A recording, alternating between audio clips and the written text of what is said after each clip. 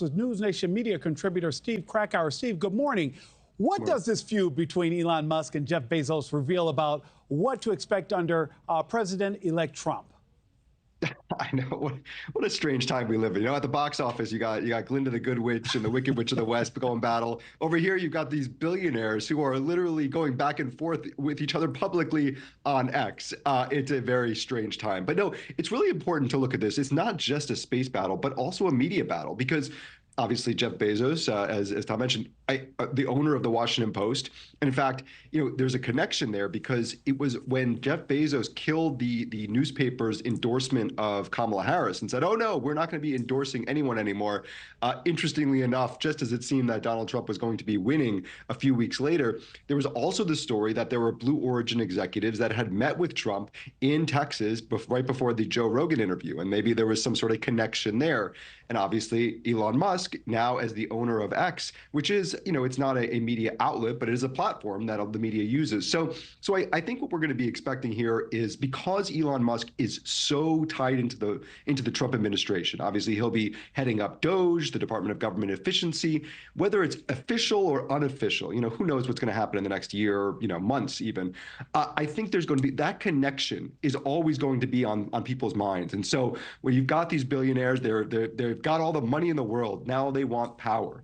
And how close or how far away they are from the incoming administration, and then when he really gets in there to do the work, that's going to be an ongoing storyline that I think you and I can continue talking about on a weekly basis, because some story is going to bubble up. Even the appearance of a connection is going to be a story.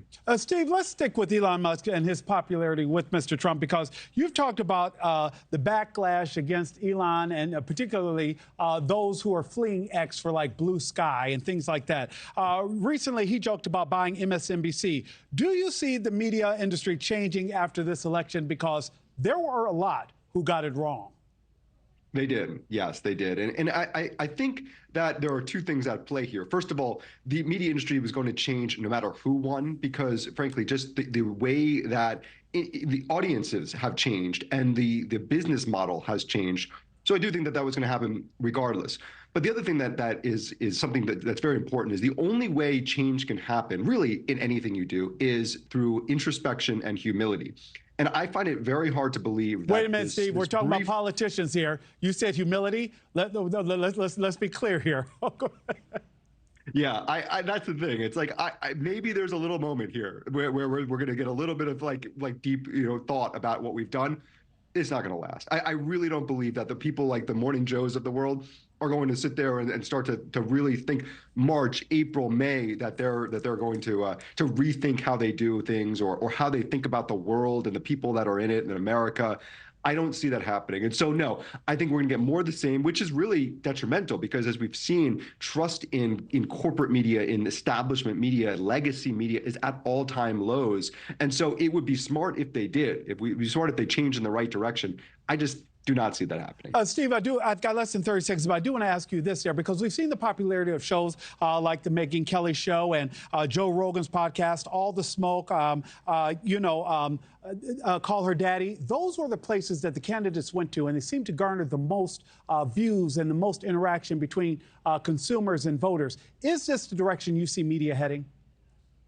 I think that there's a huge element of that. You know, they've called this the podcast election, right? And obviously, you know, full transparency, I'm Megyn Kelly's executive producer. And so, you know, I've got a stake in this as well. But you think about just the way people consume content, even NewsNation, you know, yes, there are people who are watching this on television right now, but there are people who are watching this on YouTube, on their phones, or in the NewsNation app. The way people consume content has changed. And when you think about podcasts, long form, no rules about how you kind of, the length of time or the structure of it. It's just unstructured, and it's intimate. It's right there in your ears, or it's right there on your phone.